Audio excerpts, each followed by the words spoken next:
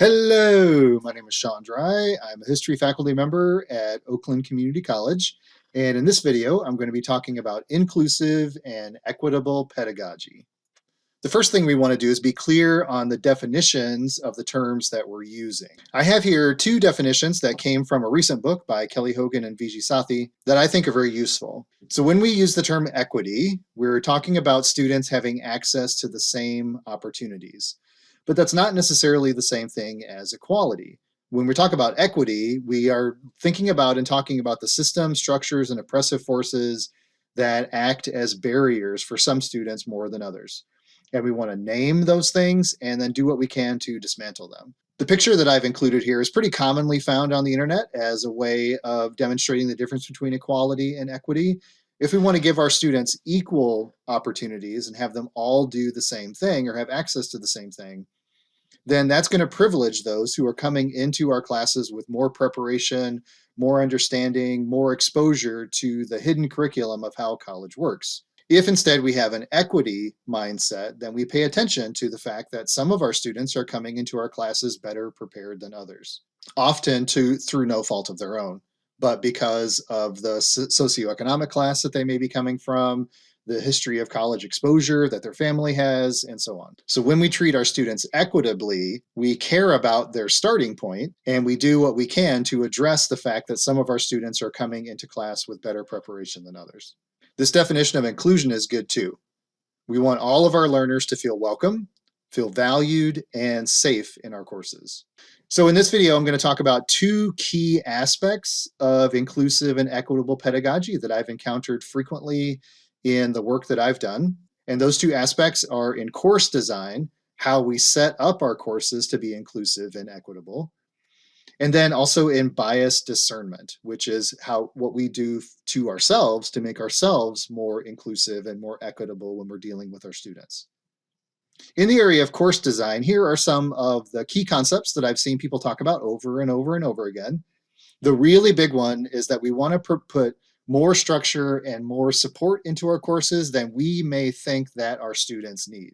We are professors because we are good at school.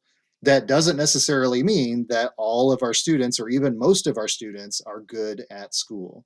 And so what we need to do is research ways to make sure that our students do have a lot of structure and a lot of support to be able to get the work done that we think they need to get done. A big concept in the arena of equitable course design is this idea of Universal Design for Learning, or UDL. That's a way of thinking about all of our learners and providing supports for all learners, not just those who are coming in most ready for school. And what UDL suggests is that when we think about how we are supporting students who might need that extra help, that support actually benefits all students. A common illustration for UDL is with wheelchair ramps.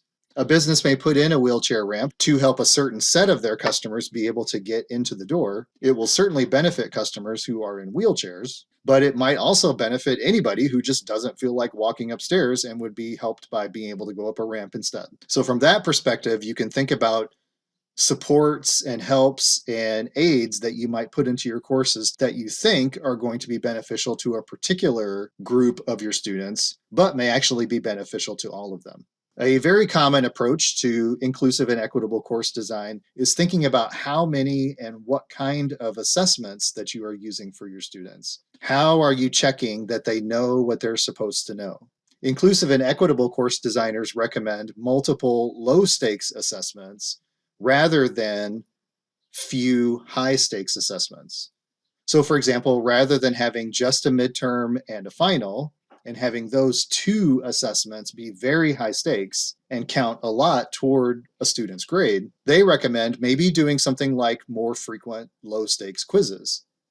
Weekly or bi-weekly quizzes that don't count as much toward their grade, but that could be more helpful to all of your students and not just those who are really good at big exams.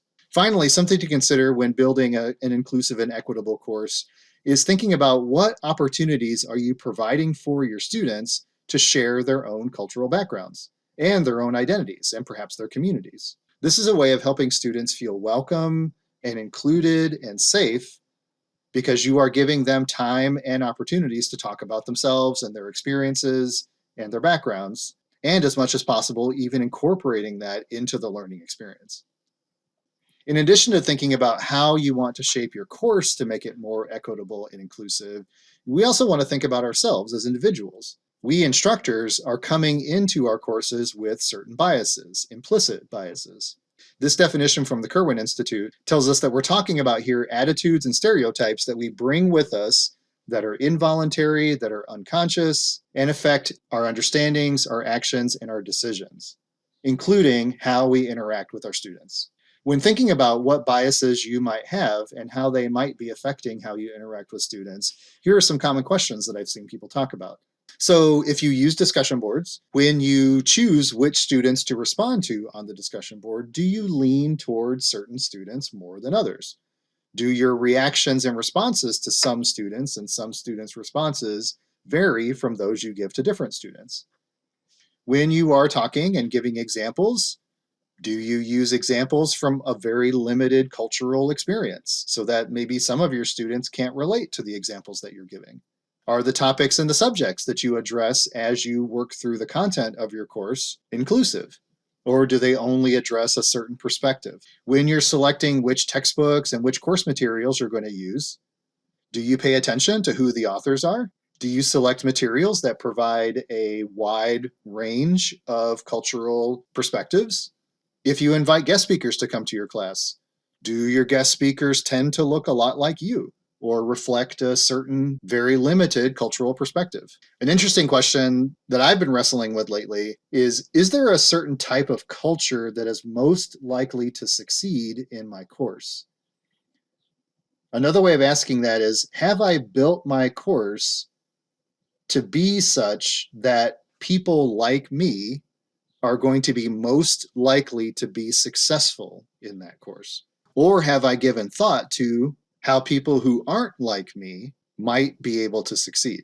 These are really tough questions. Fortunately, there are some tools that can help us process these questions and think about them in relation to the work that we do.